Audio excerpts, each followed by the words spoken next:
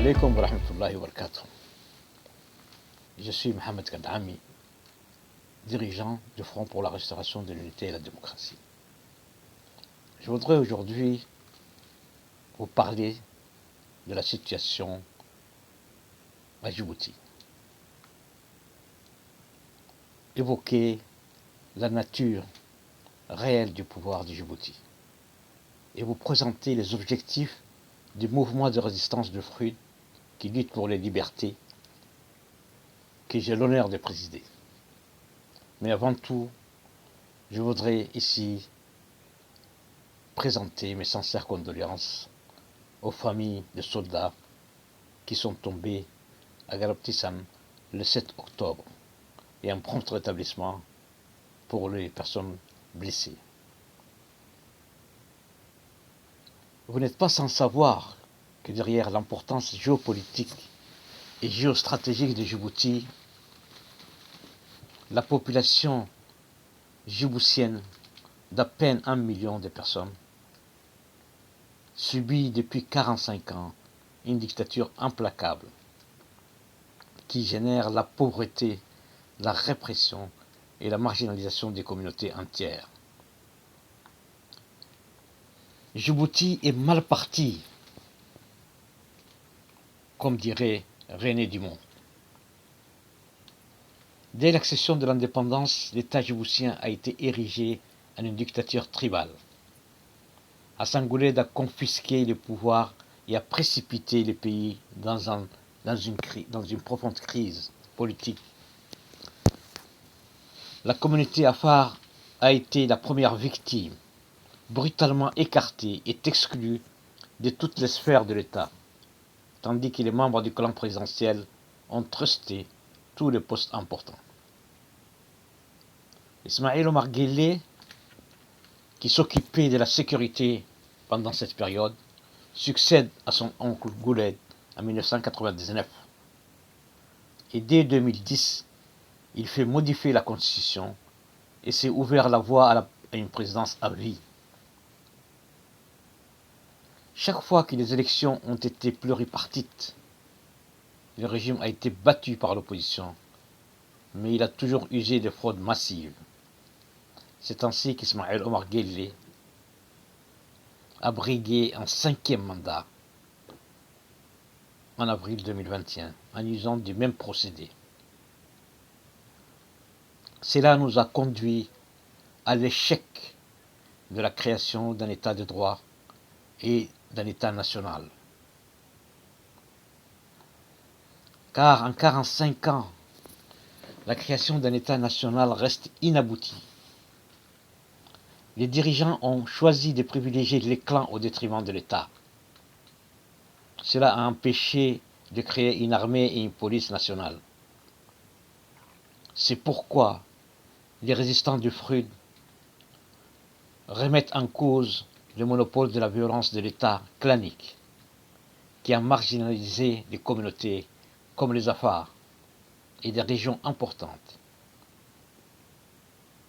Après plusieurs tentatives sans succès pour refermer ces pouvoirs congénitement violents, une insurrection armée dirigée par le FRUD est arrivée à la porte de la capitale.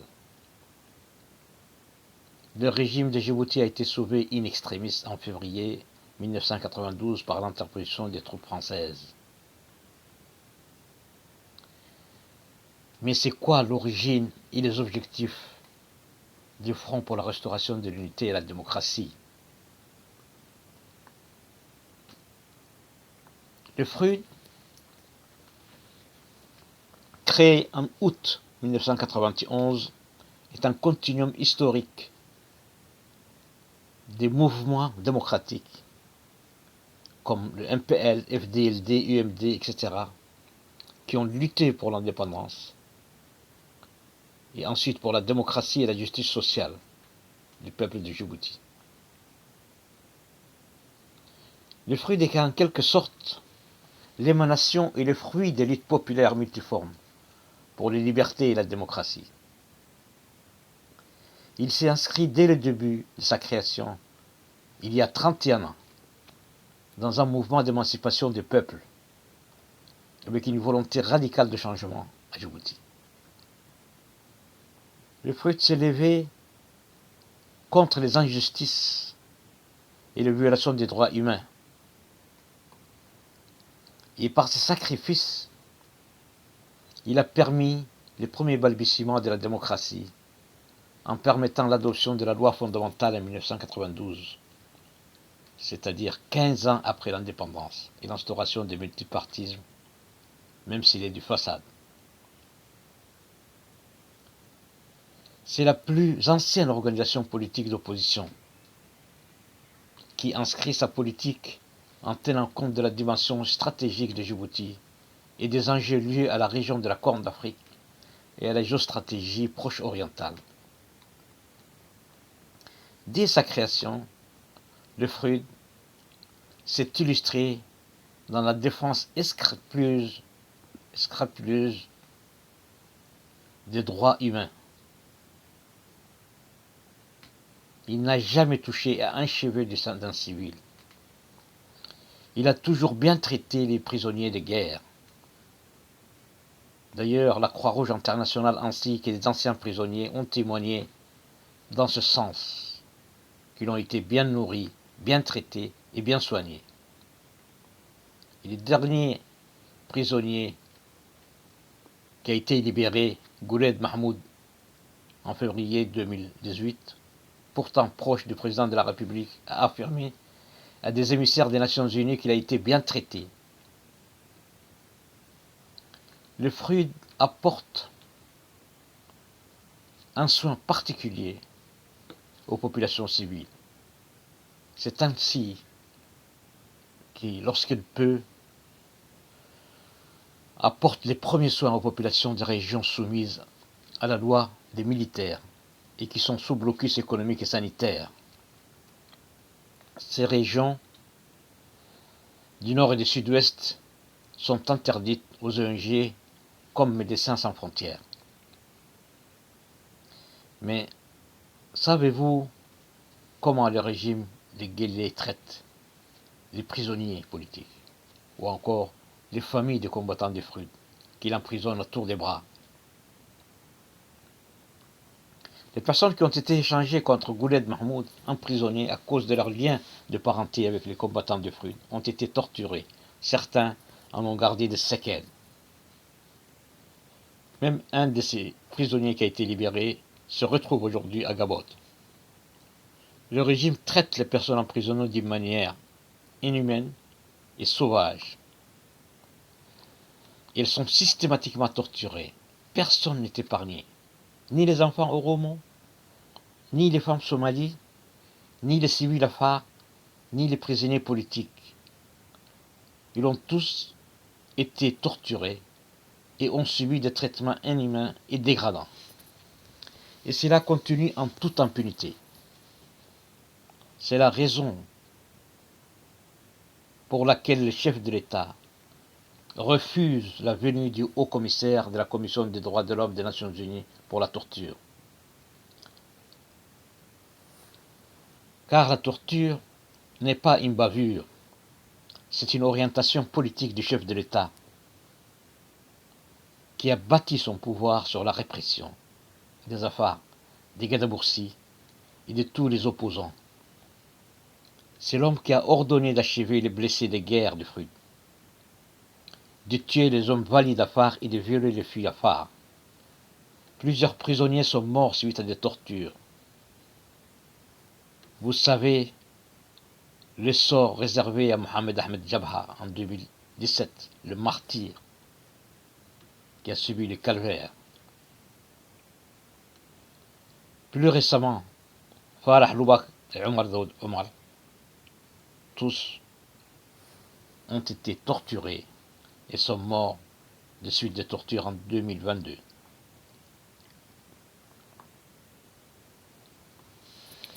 Ismaël Omar et son équipe sont coupables des crimes graves. C'est pourquoi, dès qu'il quittera son poste, il n'échappera pas à un procès pour tous ces crimes de guerre, crimes de masse et crimes contre l'humanité, ainsi que des crimes de torture. Il aura un procès pour avoir ordonné d'achever les blessés du Fruit en 1993, pour avoir commandité l'assassinat du cadi de Randa, M. Ali Ahmed, en 1995, pour avoir demandé à son chef d'état-major de l'armée de tuer toute personne valide dans les districts de Bok, de Tajoura et de Dekil. Des dizaines de personnes ont ainsi été tuées par l'armée et la police dans ces régions, de 1993 à 1996. Nous l'accusons d'avoir massacré, avec la complicité du général Zakaria, des réfugiés Afar Dawsa qui fuyaient la guerre en Somalie, à Balisli, en 1989. 71 personnes tuées. Des petits employés Oromo ont été massacrés en 1991 et en 1992 par les SDS. Les civils Gadaboursi ont été tués, d'autres déportés en Somalie en 1990. Les civils Afar Al-Hiba ont été massacrés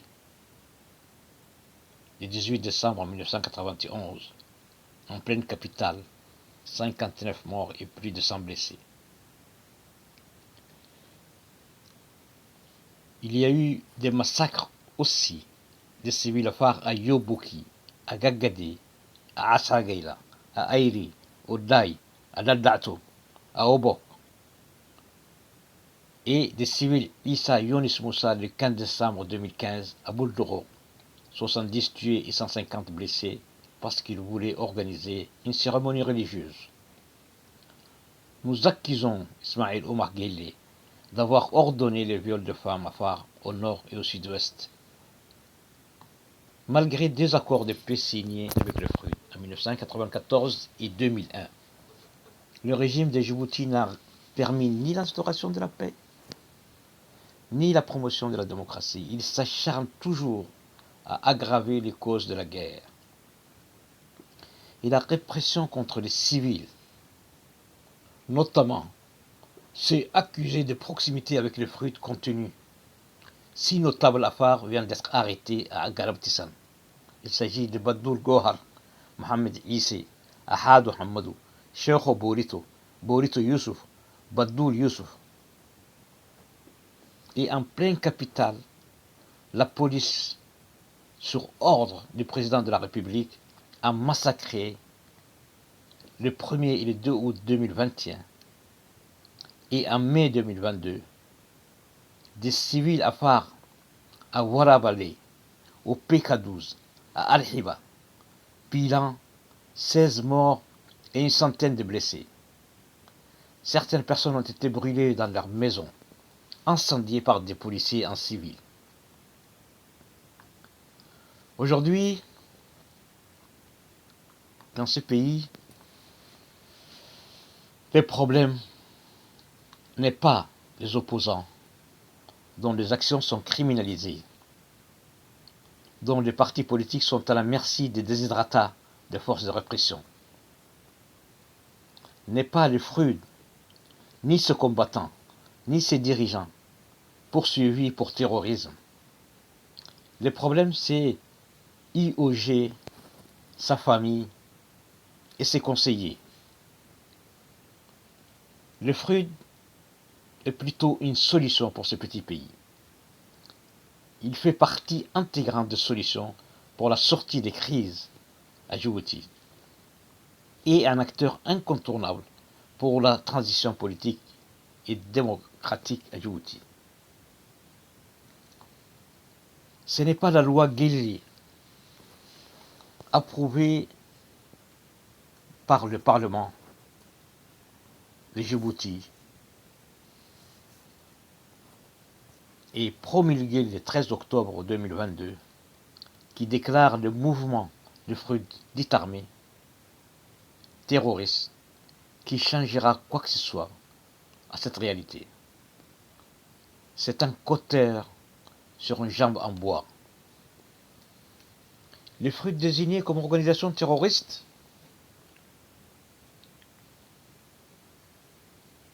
Guélé, comme à son habitude, inverse le rôle. Qui tire sur la population à balles réelles? Qui viole les femmes? Qui empoisonne les puits? Qui décime les cheptels? Qui expulse les habitants par la force? Qui incarcère et torture sans jugement les innocents? Qui sont les auteurs des massacres? Sinon, Ismaël et son équipe. Ce n'est pas, et ça n'a jamais été le FRUD. Le FRUD est une armée de résistants, respectueux des populations et des biens privés. Personne ne pourrait mettre à sa charge la moindre action contre les Djiboutiens. Nous défions quiconque de trouver un début de preuve. Et nous demandons aussi une enquête internationale, comme l'a exigé le Parlement européen le 12 mai 2016, sur les violations des droits humains à Djibouti. Le FRUD, nous défendons le pays contre la tyrannie qui sévit depuis plus de 45 années et qui se radicalise chaque jour, tout en sollicitant le secours des nations étrangères. Quelles que soient les défections et divisions qu'il a connues, force est de constater que le FRUD redevient aujourd'hui, en dépit des analyses nombreuses ici et là annonçant sa disparition, un acteur important à Djibouti. Il va contribuer au changement démocratique. Face à la violence fondatrice de ce régime, basée sur la seule force qui tourne le dos à la création d'un État national et démocratique, la résistance, entendue à la fois comme mode de résistance face à l'oppression et comme processus de création d'une nouvelle alternative, est légitime, juste et nécessaire. Face au terrorisme d'État, le FRUD s'est montré exemplaire sur le respect des droits humains et sur le sens du dialogue. Les jours du massacre d'Akhiba, le FRUD détenait plus de 100 prisonniers, sans y toucher. Le FRUD œuvre de nouveau, encore et encore, à travailler à l'unité des forces patriotiques, à faire émerger une plateforme efficace et crédible pour préparer une transition démocratique. La mise en route de la charte pour une transition démocratique, CTD, signée en mars 2021 par la majeure partie des acteurs djiboutiens, sera l'instrument idoine pour ce faire. Mais nous tendons encore la main pour toutes les forces politiques et toute personnalité qui aspirent à un changement radical du système djiboutien.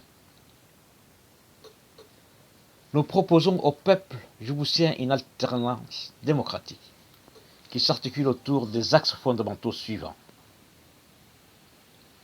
L'instauration de l'état de droit et d'un État national pour mettre en place des institutions nationales au niveau de l'armée, de la sécurité et de l'administration. Jeter les bases d'une économie nationale où toutes les régions seront développées avec création des pôles économiques au nord, au sud-ouest et au sud-est, et les 3/4 du pays traités comme territoire ennemi seront développés. Envisager une sortie de l'économie de cité-État.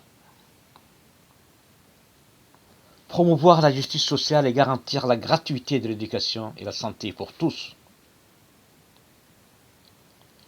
Et enfin, mettre en œuvre une politique de la coopération et de la solidarité régionale, proche-orientale, continentale et internationale. Et appliquer la politique de la non-ingérence dans les affaires intérieures d'autres États, tout en promouvant la solidarité et l'amitié entre les peuples. Je vous remercie de votre écoute.